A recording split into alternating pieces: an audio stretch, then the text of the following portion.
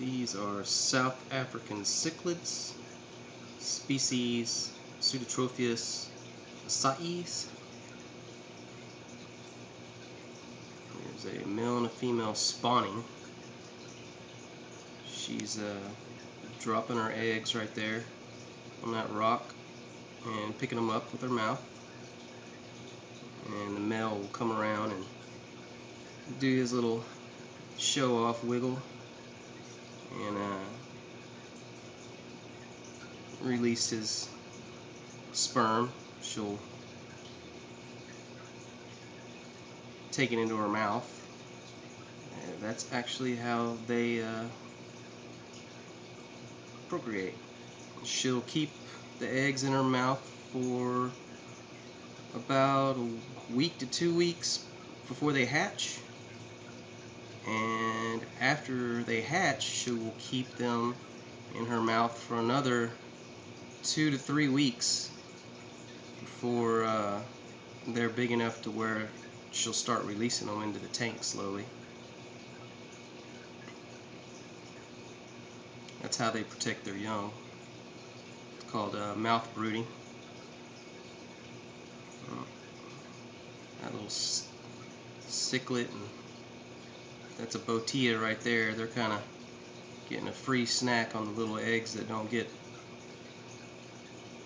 picked up fast enough.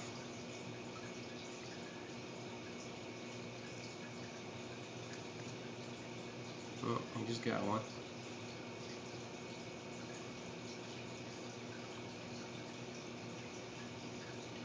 That is another big male acai that's coming in now. It's trying to be the one that she's messing with. You can see he's much bigger than the other one. He's a full-grown adult. He's a big boy. She'll keep coming back to this rock because it's a little flat space. It's a good spot for them to do that.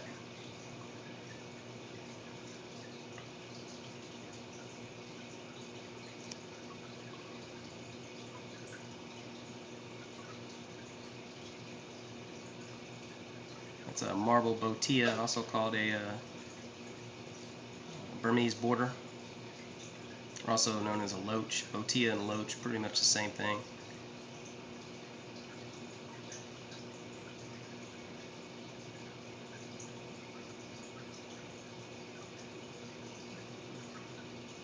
That's the little male that was spawning with her a minute ago.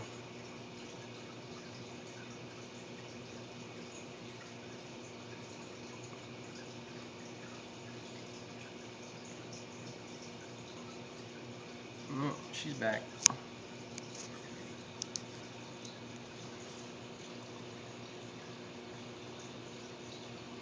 You see the big boy up here trying to impress her. Be the one that she spawns with.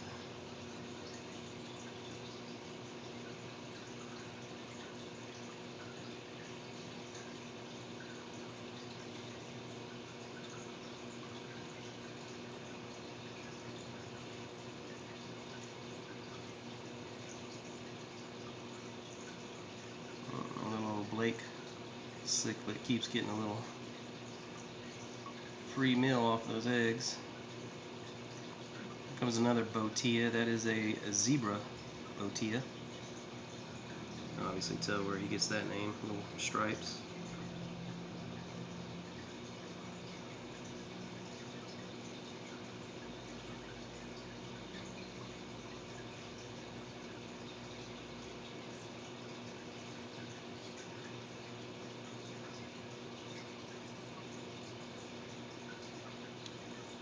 They'll do this for quite a while. The bigger the female gets, the more eggs she'll be able to have. But I've heard they can have anywhere from 100 to 200 eggs in them at a time. So obviously she can't fit all those in her mouth. There's going to be some that just fall down into the cracks that she can't get to, and a lot of them are obviously going to get gobbled up by the other fish, but she'll still get quite a few in her mouth.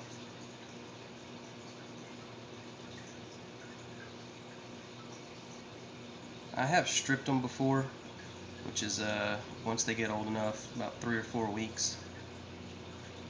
It'll take about a week for them to hatch in her mouth, and then about 2 weeks after that, you can actually take the female out if you can catch her, and put her in a separate bowl.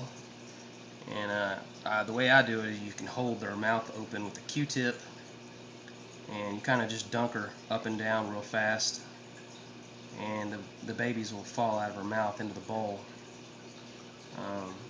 And then you put her back in the tank, and you can put the babies wherever you need to. I have a little fry basket. That's what they call the babies. They call it fry. That I put them in and raise them. You just, to feed them, you got to crush your food up real fine, almost like little grains of sand, and you can feed them. I haven't done that in a while just because I have enough of them, so I've been letting them get released into the tank. Most of them don't survive. They get eaten by the other fish and those Botias. Those Botias are really good at fry control.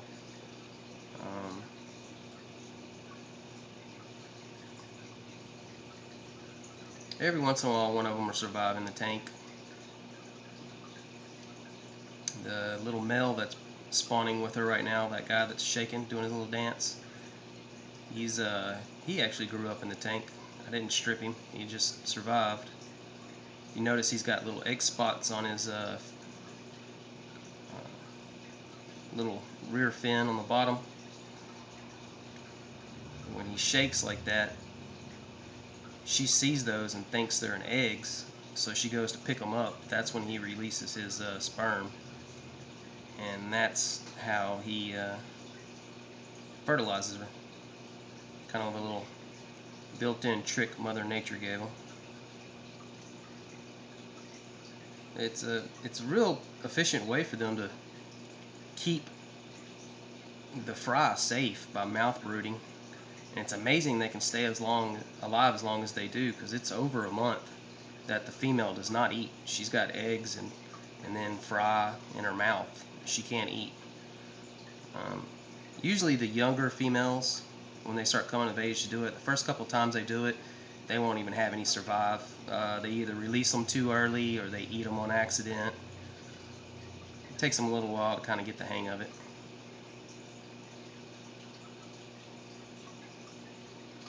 This little oblate cichlid, he's having a ball. It's like lunchtime for him. There's an elongatus down there in that little tunnel, popping her head out. I'm sure she's getting some free ones down there too. It's my big white male zebra going inside the stern of the ship right there. This is the back of the ship. There she is.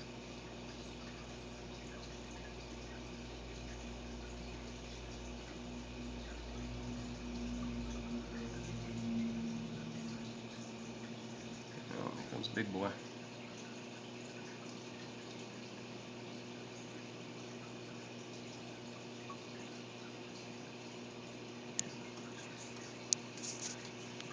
Oh, sorry, I gotta switch hands there.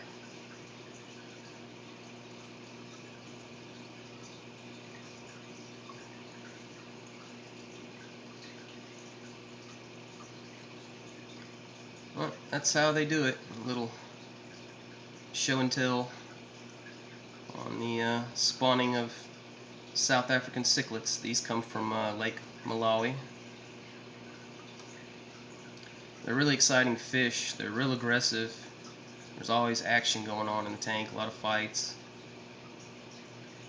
You definitely have to have a lot of things for them to hide in, a lot of rocks and stuff. But they're really cool for freshwater fish because you can get them in a lot of colors. So, hope you liked my video. This is Mike P 169, and I'll be looking forward to y'all's comments. Sorry about my camera. This is actually being on my cell phone right now. It's kind of spontaneous.